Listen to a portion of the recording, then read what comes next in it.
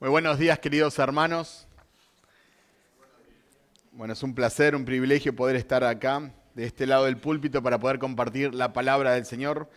Siempre es un privilegio estar frente a la palabra del Señor, poder escucharla, estar juntos como hermanos, estar cantando al Señor, estar orando. Así que es un gran privilegio que todos tenemos. El título de este sermón es Avivamiento, del deber al deleite. Está basado en Nehemías 1, entonces pueden ir buscando, si desean, el libro de Nehemías. Yo personalmente voy a estar leyendo de la versión NBLA, Nueva Biblia de las Américas. Y vamos a comenzar orando para que el Señor nos guíe con su espíritu. Oremos. Señor, queremos darte muchísimas gracias por el enorme privilegio que es estar frente a tu palabra, para escucharla, para proclamarla, para estudiarla. Queremos obedecerla, queremos amarla, Señor, queremos amarte a ti, queremos servirte a ti, obedecerte a ti. Y Señor, nosotros estamos en tus manos. Tú conoces cada uno de los corazones aquí presentes. Tú conoces, Señor, aquellos corazones que necesitan ser, Señor, avivados, despertados, movidos, guiados. Señor, nosotros nos dejamos en tus manos. Pedimos que tu Espíritu Santo nos guíe a toda verdad, que nos libre de cualquier mala interpretación y que por sobre todas las cosas tu Hijo Jesucristo, nuestro Redentor, sea exaltado. Que podamos conocerlo más y que podamos tener pasión, Señor, para darlo a conocer. Señor, dejamos este tiempo en tus manos, en el nombre de Jesús. Amén y amén.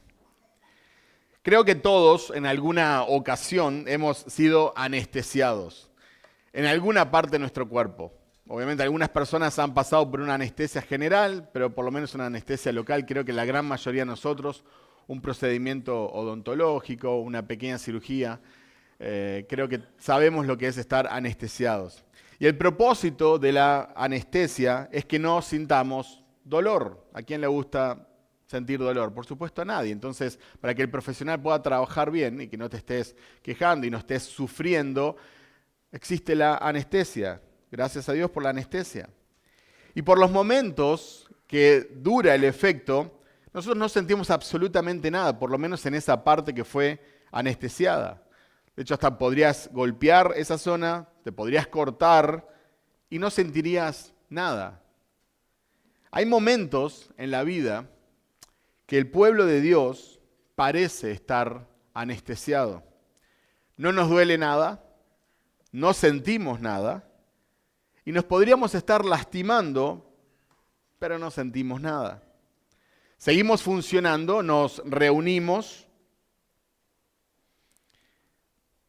cantamos, servimos, saludamos cristianamente, usamos versículos bíblicos, pero hay algo que está profundamente mal. La presencia de Dios parece lejana, el pecado es tolerado, la palabra ya no nos conmueve y nuestras oraciones son superficiales o simplemente inexistentes. En esos momentos no necesitamos más actividades, ni más estructura, ni más recursos. Necesitamos un avivamiento. Pero no estoy hablando de un evento emocional o una serie de reuniones especiales en la iglesia. Me refiero a un avivamiento bíblico, profundo, que nace del quebranto y que es alimentado por la oración. Un avivamiento que produzca frutos visibles de obediencia, de santidad, de temor al Señor. Y ese tipo de avivamiento no comienza en las multitudes, sino en un solo corazón rendido delante de Dios, en tu corazón.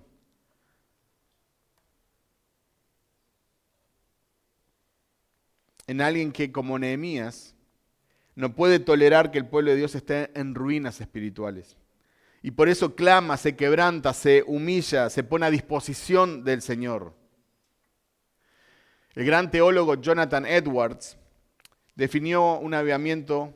Un verdadero avivamiento no consiste en emociones religiosas superficiales, sino en un poderoso despertar del corazón hacia la santidad y el temor de Dios. El gran predicador Martin Lloyd-Jones dice, un avivamiento es cuando el Espíritu de Dios obra extraordinariamente entre un pueblo que ya conoce la verdad, pero que ha caído en letargo espiritual. O en otras palabras podríamos decir que está anestesiado. Si vos ves que hay ruinas en tu vida, en tu familia, en tu iglesia o en esta sociedad, entonces este mensaje es urgente. Este mensaje es para vos. Acompáñenme por favor a Nehemías 1. Vamos a leer todo el capítulo.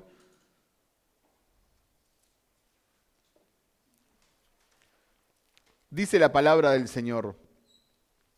Palabras de Nehemías, hijo de Acalías, en el mes de Quisleu, en el año 20 del rey Artajerjes de Persia. Estando yo en la fortaleza de Susa, vino Ananí, uno de mis hermanos, con algunos hombres de Judá, y les pregunté por los judíos, los que habían escapado y habían sobrevivido a la cautividad, y por Jerusalén.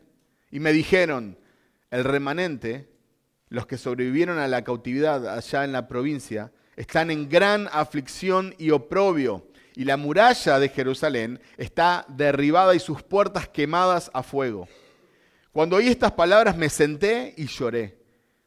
Hice duelo algunos días y estuve ayunando y orando delante del Dios del cielo. Y dije, te ruego, oh Señor, Dios del cielo, el grande y temible Dios, que guarda el pacto y la misericordia para con aquellos que lo aman y guardan sus mandamientos, que estén atentos tus oídos y abiertos tus ojos para oír la oración de tu siervo, que yo hago ahora delante de ti día y noche por los israelitas, tus siervos, confesando los pecados que los israelitas hemos cometido contra ti. Sí, yo y la casa de mi padre hemos pecado. Hemos procedido perversamente contra ti y no hemos guardado los mandamientos, ni los estatutos, ni las ordenanzas que mandaste a tu siervo Moisés. Acuérdate ahora de la palabra que ordenaste a tu siervo Moisés. Si ustedes son infieles, yo los dispersaré entre los pueblos. Pero si se vuelven a mí y guardan mis mandamientos y los cumplen, aunque sus enterrados estén en los confines de los cielos, de allí los recogeré y los traeré al lugar que he escogido para hacer morar mi nombre allí. Ellos son tus siervos y tu pueblo, los que tú redimiste con tu gran poder y con tu mano poderosa. Te ruego, oh Señor, que tu oído esté atento ahora a la oración de tu siervo y a la oración de tus siervos que se deleitan en reverenciar tu nombre. Haz prosperar hoy a tu siervo y concédele favor delante de este hombre. Era yo entonces copero del rey. Nehemías escucha de la condición crítica de Israel. Esto se da alrededor de 1000 años después de Moisés y unos 400 años antes del nacimiento de Jesús. La nación de Israel y el pueblo judío estaban en un estado de desesperación total, de ruina total, de destrucción total, de desesperanza total. Sus naciones fueron destruidas. Primero el reino del norte, Israel, y luego el reino del sur, Judá. La ciudad de Jerusalén fue completamente conquistada por los babilonios y el glorioso templo de Salomón fue destruido. Cuando los babilonios conquistaron Jerusalén, deportaron a casi toda la ciudad y la región. Y por alrededor de 70 años, Jerusalén fue un pueblo fantasma. Tenía el riesgo de quedar olvidada, como muchas ciudades antiguas. Cuando los judíos fueron deportados a Babilonia, se establecieron y comenzaron a construir casas. Y muchos aún seguían al Dios de sus padres, pero lo hacían desde lejos, lo hacían desde Babilonia, sin ningún deseo de regresar a la tierra que Dios había prometido a Abraham, a Isaac y a Jacob. Algunos judíos fieles llegaron a ocupar posiciones importantes en los gobiernos donde fueron deportados. Daniel, Sadrach, Abed-nego se convirtieron en líderes en Babilonia. Esther fue reina en Persia. Y tenemos a Nehemías, que era copero del rey de Persia, un cargo de suma confianza. Pero después de 70 años de cautividad en Babilonia, se les dio la oportunidad de regresar a su tierra, la tierra prometida, la tierra del pacto. Pero de los casi 3 millones de judíos deportados, solo 50.000 decidieron regresar a la tierra prometida, lo cual representa alrededor del 2%. Nehemías inicia casi 100 años después que los primeros cautivos regresaron a la tierra prometida, alrededor de 150 años después de que la ciudad de Jerusalén fue destruida. Después de este largo tiempo, los muros de Jerusalén seguían en ruinas. ¿Por qué Nehemías se entristece tanto? Nehemías no se entristece simplemente porque Jerusalén está en ruinas. Nehemías no era un nacionalista sentimental. Su dolor es espiritual y teológico. Él ve la destrucción de la ciudad como una señal de abandono por parte de Dios. Un juicio justo de Dios sobre el pueblo que ha quebrantado el pacto. Las respuestas de Nehemías es llanto, duelo, ayuno, confesión y oración. Fíjense en el versículo 4. Dice, cuando oí estas palabras, me senté y lloré. Hice duelo algunos días y estuve ayunando y orando delante del Dios del cielo. Queridos hermanos, el avivamiento comienza con la aflicción por la ruina espiritual. Fíjense que en la vida de Nehemías, en este punto no hay ninguna acción todavía. Solo hay un corazón quebrantado. Solo hay dependencia de Dios. Nehemías no empieza construyendo muros, sino intercediendo con reverencia, humildad y teología bíblica. Él sabía quién era Dios. Él sabía a quién le estaba orando y cuál es el carácter de este Dios. Lo primero es aflicción, es llanto, es ayuno. Si querés que tu corazón sea avivado, tenés que reconocer tu ruina espiritual. Reconocer que no estás donde deberías de estar espiritualmente. Reconocer que el pecado tiene control sobre tu vida. Que no orás como deberías de orar. Que no lees la Biblia como deberías de leer la Biblia. Que no compartís el Evangelio con prácticamente nadie. Reconocer que necesitas un avivamiento en tu corazón, que estás anestesiado, que ya no sentís nada, que no sentís dolor y que haces las cosas porque se supone que las tenés que hacer por deber. El libro de Nehemías comienza 15 años después que termina el libro de Esdras. Si vamos al último capítulo de Esdras, capítulo 10, está justamente antes de Nehemías. Leemos en Esdras 10, 1, 2.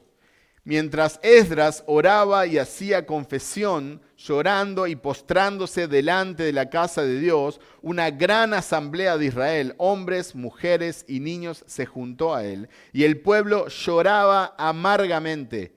Y Secanías, hijo de Jeiel, uno de los hijos de Elam, dijo a Esdras, hemos sido infieles a nuestro Dios y nos hemos casado con mujeres extranjeras de los pueblos de esta tierra, pero todavía hay esperanza para Israel a pesar de esto. También Esdras, al ver el pecado que había en el pueblo, comienza a llorar y a lamentarse. Esdras 10 narra la reforma espiritual que inició el escriba Esdras, especialmente en relación con los matrimonios mixtos y el pecado del pueblo. Esto sitúa el libro de Nehemías como una continuación espiritual de Esdras, no solo una continuación histórica. Muestra que el problema del pueblo no era solo externo, no tenemos muros, sino interno, pecado, idolatría. Lo que los estaba destruyendo no era la posibilidad de que vengan enemigos porque no estaban protegidos por muros bien fuertes y altos. Era el pecado interno que estaba dejando a Dios afuera del pueblo. Quizás muchos de ustedes se sienten mal, vacíos, sin ganas de vivir. Venir a la iglesia es parte de la rutina, hay que ir bastante seguido, hay que dar gracias por los alimentos. Tienen que reconocer que hay una ruina espiritual y que no están donde deberían de estar. Siempre están buscando al responsable fuera de ustedes. Incluso nosotros buscamos a los responsables fuera de nosotros. O es tu cónyuge, o es tu depresión, o es la iglesia, o es la falta de dinero, o es el trabajo. Inconscientemente nos estamos predicando constantemente. Si tan solo viviera más cerca, si tan solo tuviera más dinero, si tan solo tuviera otro trabajo, si tan solo tuviera pareja, si tan solo tuviera hijos, si tan solo, si tan solo, si tan solo. Segunda de Corintios 12, 8, 9, el apóstol Pablo dice acerca de esto: 3 veces he rogado al Señor para que lo quitara de mí. Y Él me ha dicho: te basta mi gracia, pues mi poder se perfecciona en la debilidad. Por tanto, con muchísimo gusto me gloriaré más bien en mis debilidades, para que el poder de Cristo more en mí. Nosotros no vemos muchas veces el poder de Cristo o no se perfecciona en nuestras vidas porque somos demasiado fuertes. Nosotros podemos con todo. Por eso oramos tan poco, por eso lloramos tan poco, porque somos demasiado fuertes. Somos re cracks nosotros. Habacuc 3, 17 y 18, aunque la higuera no eche brotes, ni haya fruto en las viñas, aunque falte el producto del olivo y los campos no produzcan alimento, aunque falten las ovejas del redil y no haya vacas en los establos, con todo yo me alegraré en el Señor, me regocijaré en el Dios de mi salvación. Si no estás contento en Cristo, nada te alegrará. Si no estás completo en Cristo, nada te completará. Si su gracia no te es suficiente, nada lo será. Tenemos que ser responsables. ¿Por qué estamos como estamos? ¿Por qué estás donde estás? ¿No es a causa del pecado? ¿No es por decisiones poco sabias que hemos tomado? Lo primero es reconocer la ruina espiritual, aflicción, dolor, llanto, ayuno. Y es una tristeza para vida, no para muerte. 2 Corintios 7:10 dice, porque la tristeza que es conforme a la voluntad de Dios produce un arrepentimiento que conduce a la salvación, sin dejar pesar. Pero la tristeza del mundo produce muerte. ¿Qué hacen las personas que reconocen que están en ruinas, pero que no tienen la esperanza de un redentor, que no tienen salvación? Atentan contra su vida, tienen conductas autodestructivas, pero nosotros no somos del mundo, nosotros tenemos una esperanza. Cuando nosotros estamos tristes y afligidos, nosotros corremos al madero, nosotros abrazamos al madero, nosotros nos damos contra la roca de nuestra salvación. Santiago 4, 8, 10 dice, acérquense a Dios y Él se acercará a ustedes. Limpien sus manos, pecadores, y ustedes de doble ánimo purifiquen sus corazones. Aflíjanse, lamentense y lloren, que su risa se convierta en lamento y su gozo en tristeza. Humíllense en la presencia del Señor y Él los exaltará. Fíjense los de doble ánimo. No quiero ser controversial, pero no tenés que ir con un profesional a tomar una pastilla. Purifica tu corazón, dice. La gran mayoría de nuestros problemas es porque nosotros no tomamos decisiones sabias, porque no buscamos al Señor, porque no descansamos en Él, porque nos estresamos por todo, porque estamos viviendo en el futuro, porque no confiamos en Él, o estamos viviendo en el pasado y tampoco confiamos en Él, y ni vivimos y disfrutamos el futuro, y ni siquiera el presente. Nehemías clama en oración, él ora, él confiesa su pecado, él reconoce el pecado del pueblo, él reconoce que Dios ha actuado con justicia. Y en los versículos del 5 al 11 podemos ver una oración intercesora de Nehemías. En el versículo 5 hay una invocación reverente, dice, Dios grande y temible, fiel al pacto. Versículos 6 y 7 hay una confesión del pecado personal y nacional. Él se identifica con este pueblo pecador. Él no dice, Señor, mirá lo que hicieron.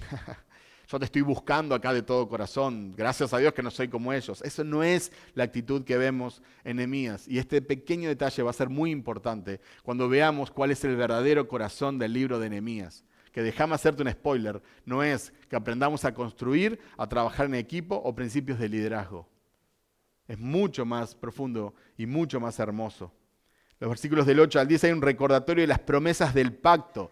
Se basa en Deuteronomio y en versículo 11 hay una petición específica. Necesito tu favor ante el rey. La oración tiene una estructura de pacto: adoración, confesión, recordatorio del pacto y petición. El pueblo judío había regresado del exilio en varias etapas. Zorobabel en 538 a.C., Esdras en 458 a.C., pero la restauración era incompleta. En 445 a.C., cuando ocurre Nehemías 1, los muros seguían en ruinas y el pueblo estaba desorganizado y vulnerable. El pueblo había regresado físicamente a la tierra, pero necesitaba volver espiritualmente a Dios. Así como muchos podemos estar acá en el culto físicamente, pero nuestro corazón lejos de Él. Podemos cantar, afinar y decir palabras muy lindas, pero quizás nuestra adoración realmente no está en Él. Lo de Nehemías no es solo una preocupación por las estructuras físicas, sino por la vergüenza nacional y la gloria de Dios ante las naciones.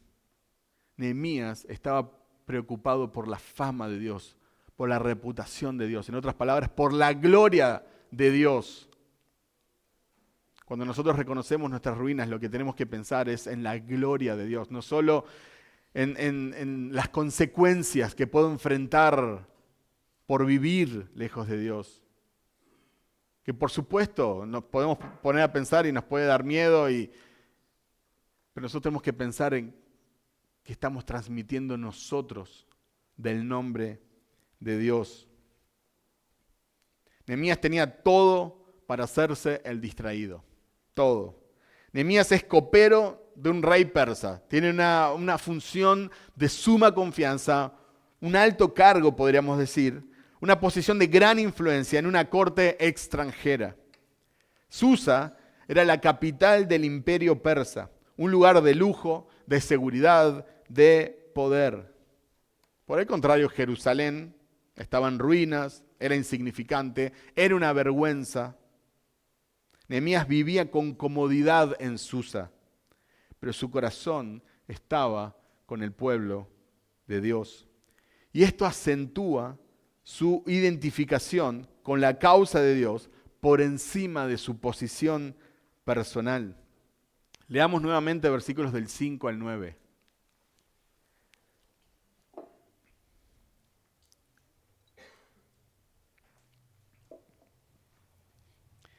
Y dije, te ruego, oh Señor, Dios del cielo y el grande y temible Dios, que guarda el pacto y la misericordia para con aquellos que lo aman y guardan sus mandamientos. Que estén atentos tus oídos y abiertos tus ojos para oír la oración de tu siervo que yo hago ahora delante de ti, día y noche por los israelitas, tus siervos, confesando los pecados que los israelitas hemos cometido contra ti. Sí, yo y la casa de mi padre hemos pecado. Hemos procedido perversamente contra ti y no hemos guardado los mandamientos, ni los estatutos, ni las ordenanzas que mandaste a tu siervo Moisés. Acuérdate ahora de la palabra que ordenaste a tu siervo Moisés. Si ustedes son infieles, yo los dispersaré entre los pueblos. Pero, si se vuelven a mí y guardan mis mandamientos y los cumplen, aunque sus desterrados estén en los confines de los cielos, de allí los recogeré y los traeré al lugar que he escogido para hacer morar mi nombre allí. Me encanta la oración de Nehemías. En su oración Nehemías alude directamente a Deuteronomio 4, del 25 al 31 y 30, del 1 al 6.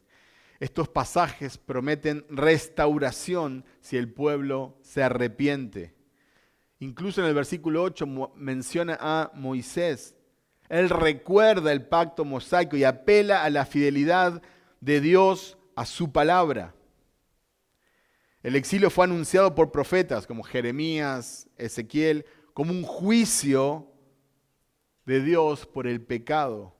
El regreso fue prometido también, pero implicaba más que un retorno geográfico, requería restauración espiritual.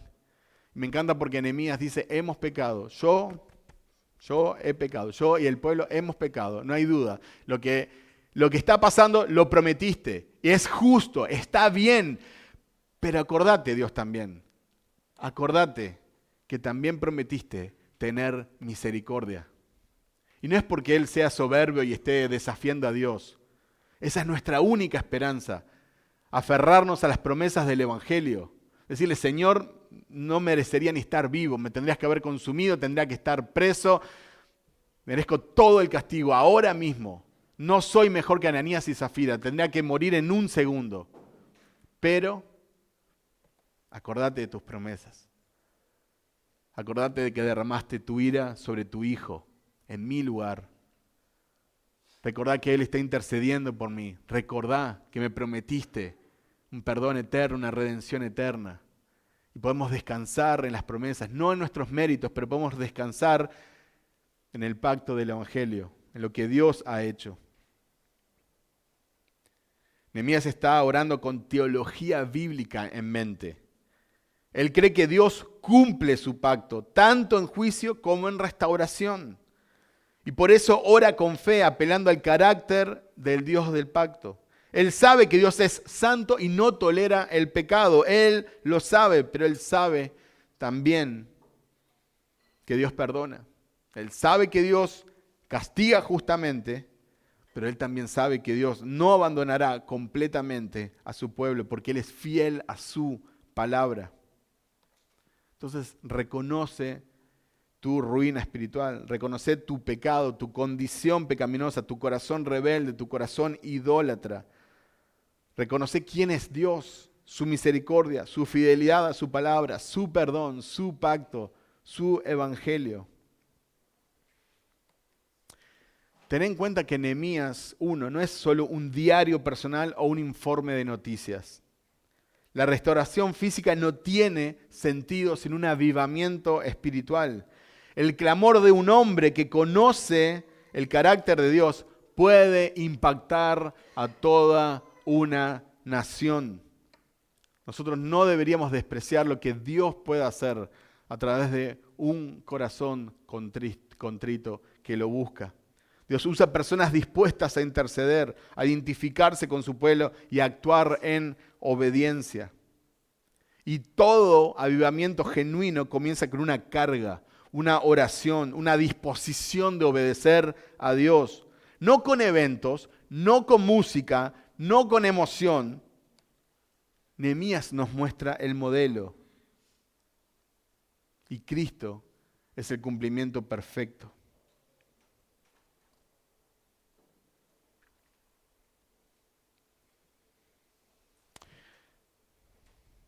Acompáñenme a Nehemías 8, del 1 al 3.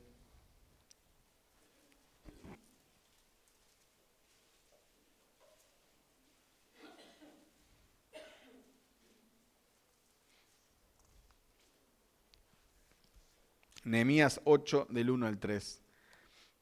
Todo el pueblo se reunió como un solo hombre en la plaza que estaba delante de la puerta de las aguas. Y pidieron al escriba Esdras que trajera el libro de la ley de Moisés que el Señor había dado a Israel.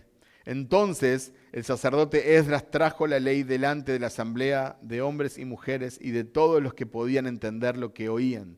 Era el primer día del mes séptimo, y leyó en el libro frente a la plaza que estaba delante de la puerta de las aguas, desde el amanecer hasta el mediodía, en presencia de hombres y mujeres y de los que podían entender, y los oídos de todo el pueblo estaban atentos al libro de la ley. Fíjense en el versículo 1, se juntó todo el pueblo como un solo hombre. El avivamiento comienza en comunidad, no en aislamiento. Si vos te quedas solo en tu casa y vos no venís a la iglesia y vos no estás con hermanos y no te exponés a la palabra de Dios predicada, entonces no esperes que Dios haga algo mágicamente porque hay principios en la Biblia. El avivamiento comienza en comunidad, no en aislamiento. Estamos buscando a Dios juntos. ¿Valorás la iglesia local como el lugar donde Dios aviva a su pueblo? Siempre con Juan Carlos, con Marcos, siempre repetimos esto. La iglesia no es opcional. El culto no es opcional. No importa si tenés ganas o no tenés ganas. Si no tenés ganas, necesitas un avivamiento. Si tenés ganas, gloria a Dios. Pero la vida de la iglesia, la vida cristiana, la vida de un creyente es alrededor de la iglesia. Es de suma importancia congregarse, no llegar tarde, venir con buena predisposición, leer el capítulo que se va a estudiar antes, orar por el culto, por las personas que van a estar involucradas, por aquellos nuevos que van a pasar por estas puertas. ¿Participás fielmente de los cultos dominicales? ¿Te esforzás por participar en los estudios bíblicos? El avivamiento es impulsado por la palabra de Dios. Eso lo podemos ver en el versículo 3. Lectura pública de la ley por horas. Acá nosotros nos pasamos 5 minutos del tiempo normal y la gente ya empieza a poner nervioso porque tengo la asada, porque tengo gente. Hermanos, el culto es prioridad. Olvídate un poco, olvídate de la gente, olvídate un poquito del asado. Escuchá la palabra de Dios. Escuchá, quédate acá cantando, quédate acá con los hermanos, hablá con los hermanos, hablá con el que está al lado tuyo, hablá con los nuevos, preguntá. No, yo soy tímido. Bueno, pedirle al Señor que te cambie, porque no puedes ser tan tímido que no conozcas a los hermanos. No es opcional. Entonces no podemos orar, Señor, aviva nuestros corazones y después nosotros no usamos los medios de gracia que Dios nos ha dado. Hay una explicación fiel por parte de los levitas de la palabra en el versículo 8. No hay avivamiento sin exposición fiel de las escrituras. No es con música. ¿Estás escuchando con atención y respondiendo con humildad a la palabra del Señor? Algo que tenemos que preguntarnos. Acompáñenme en el próximo capítulo, vamos a ver los primeros 3 versículos. Nehemías 9, del 1 al 3.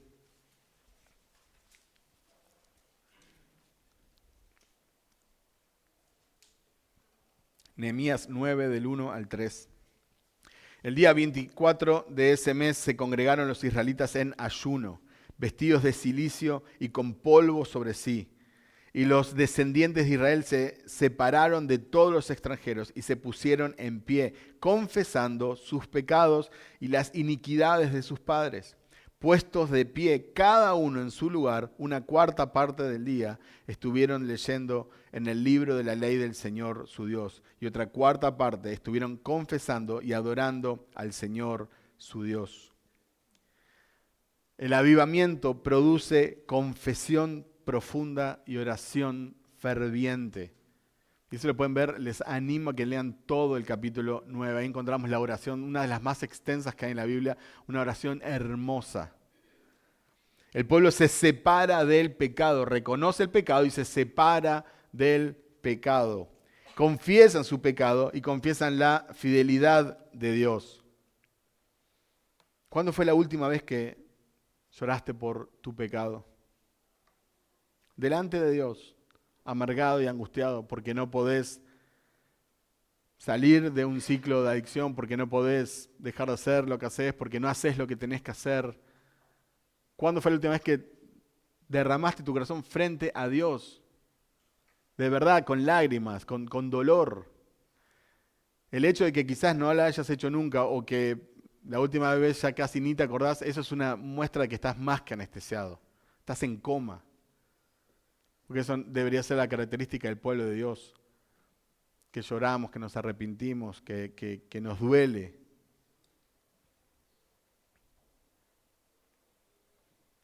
Conocemos a Dios lo suficiente como para confesar nuestros pecados con humildad y esperanza.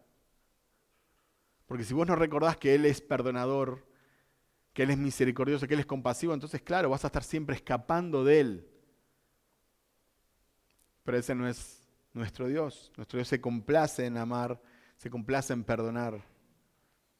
Hay esperanza.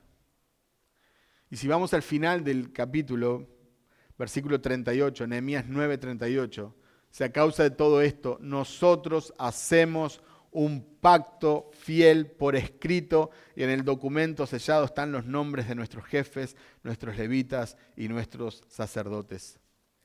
El avivamiento renueva el compromiso con Dios. El pueblo sella un pacto con Dios. No se quedan en emociones, sino que se comprometen con acciones. Porque el verdadero avivamiento deja fruto. Estamos renovando continuamente nuestro compromiso con Dios. Estamos renovando nuestro pacto con Dios continuamente. Cuando hay verdadera aflicción por la ruina espiritual, se vuelve la palabra, se vuelve la oración íntima, se vuelve a la comunidad de creyentes, se vuelve al pacto eterno del Evangelio. Y si prestamos atención, la carga de Nehemías por su pueblo anticipa la compasión de Cristo por su pueblo. Nehemías, al escuchar del sufrimiento y el pecado del pueblo, llora, intercede y se identifica con ellos. Aunque él no vivía en Jerusalén, ni fue parte directa del pecado del pueblo, pero esto anticipa a Cristo.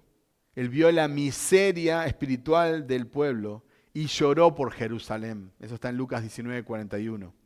Se hizo uno con nosotros, sin pecado, para interceder y para mediar. La encarnación y la compasión de Cristo están claras en el libro de Nehemías.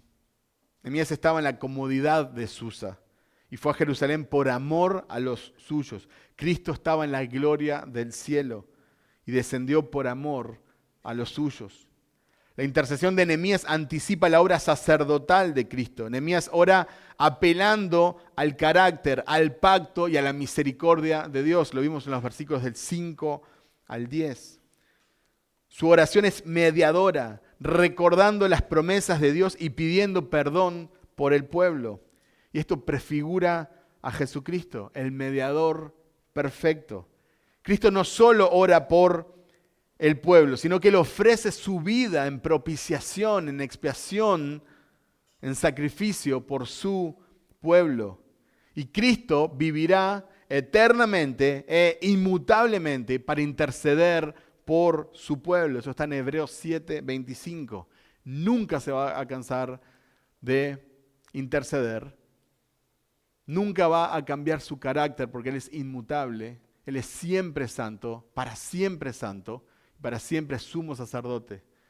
Siempre va a estar intercediendo por vos, siempre. Él no solo ora, sino que cumple perfectamente el pacto en nuestro lugar. El clamor por redención apunta al cumplimiento final en Cristo. Nehemías clama a Dios por restauración, perdón y fidelidad al pacto. El pueblo necesitaba más que muros. Necesitaba renovación espiritual, algo que los muros no podían dar. Cristo es quien cumple el nuevo y mejor pacto, no con piedra, sino con su sangre. Solo en Cristo el pueblo de Dios es verdaderamente restaurado, perdonado, reunido. Y es muy interesante porque lo que Nehemías pide en oración, Cristo lo cumple completamente.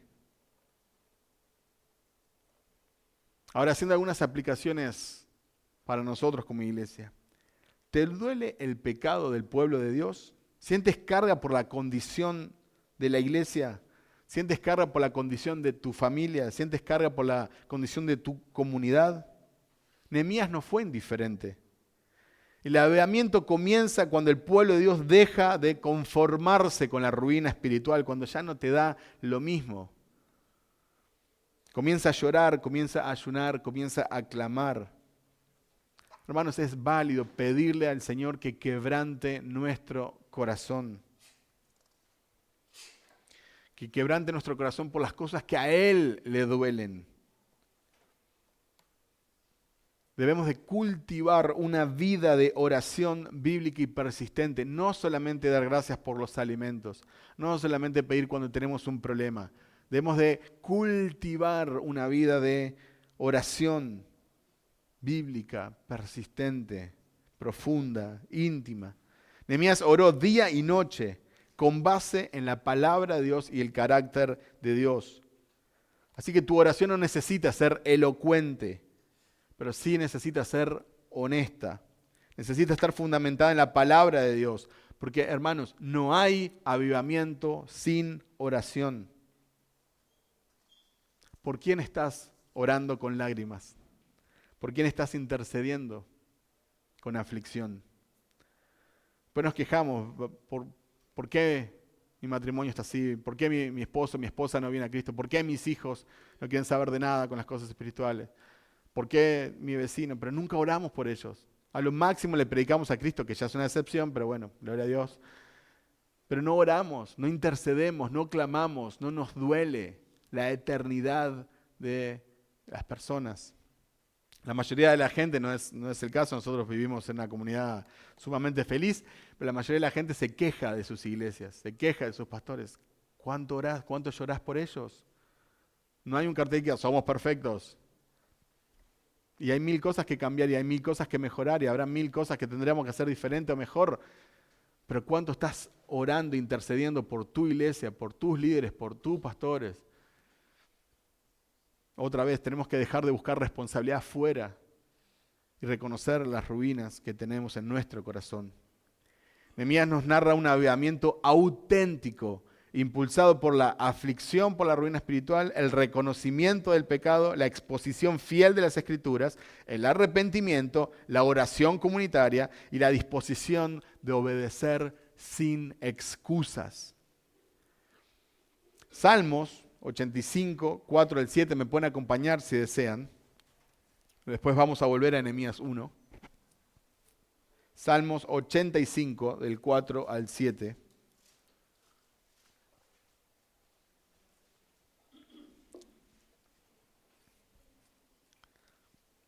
Dice así la palabra del Señor. Restáuranos, oh Dios, de nuestra salvación. Haz cesar tu indignación contra nosotros. ¿Estarás enojado con nosotros para siempre? ¿Prolongarás tu ira de generación en generación? ¿No volverás a darnos vida para que tu pueblo se regocije en ti? Muéstranos, oh Señor, tu misericordia y danos tu salvación. Qué hermosa oración para hacer la nuestra, para clamar cada mañana. Restáuranos, oh Dios, de nuestra salvación. Haz cesar tu indignación contra nosotros. ¿Cuántos se despiertan sintiendo el enojo de Dios sobre ellos? Por eso no hay esperanza, por eso no hay gozo, porque cargan con la culpa y la condenación de sus pecados. Profesan haber creído en Cristo, pero siguen pagando día a día por sus pecados. ¿Estarás enojado con nosotros para siempre? ¿Prolongarás tu ira de generación en generación? ¿No volverás a darnos vida para que tu pueblo se regocije en ti? Muéstranos, oh Señor, tu misericordia y danos tu salvación. La iglesia necesita un avivamiento que no sea superficial, que sea bíblico.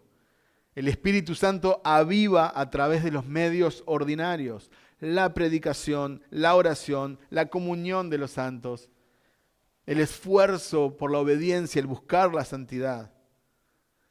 Pero podemos pedir juntos, como el Salmo 85, avívanos, Señor. Avívanos, Señor. Necesitamos un avivamiento genuino, que no dependa de emociones pasajeras, sino de una restauración profunda centrada en la palabra de Dios. Y para ir terminando, quiero ver los últimos versículos del capítulo 1. Nehemías 1, 10, 11.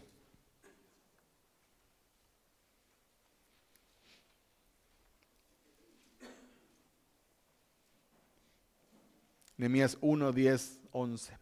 Ellos son tus siervos y tu pueblo, los que tú redimiste con tu gran poder y con tu mano poderosa.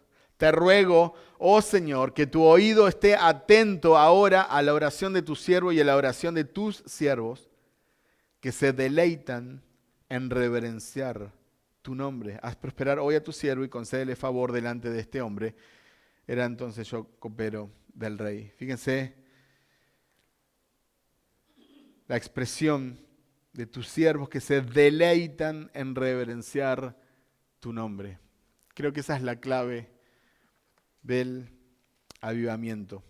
Por eso el título de este sermón, Avivamiento del deber al deleite. Los siervos se deben de deleitar en reverenciar, en exaltar el nombre que es sobre todo nombre. El único nombre en el cual hay salvación, el único mediador, el único digno de gloria. Creo que este es el secreto mejor guardado del avivamiento. Es pasar de hacer las cosas porque se supone que tenemos que hacerlas, a deleitarnos en aquello que queremos hacer. Debemos pasar del deber al deleite. No puede ser que nosotros estemos siempre batallando con venir a la iglesia. Deberíamos de deleitarnos en venir a la iglesia. No puede ser que siempre estemos batallando con la oración. Deberíamos de deleitarnos en la oración. No puede ser que siempre estemos batallando para estudiar la palabra de Dios. Deberíamos de deleitarnos en estudiar la palabra de Dios. Deberíamos de deleitarnos en compartir de Cristo. Deberíamos de deleitarnos en ir a los estudios bíblicos.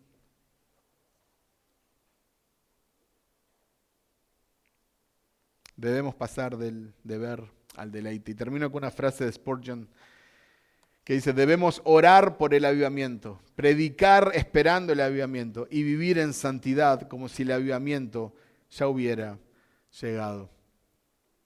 Que Dios nos ayude, que Dios avive nuestros corazones. ¿Pero qué les parece si comenzamos clamando? ¿En dónde estás? En tu lugar, en silencio. Pero si hay algo que tienes que responder a este mensaje a través de lo que escuchamos en su palabra, que puedas decírselo en oración. Y en instantes voy a cerrar en oración. Oremos, clamemos a nuestro Dios.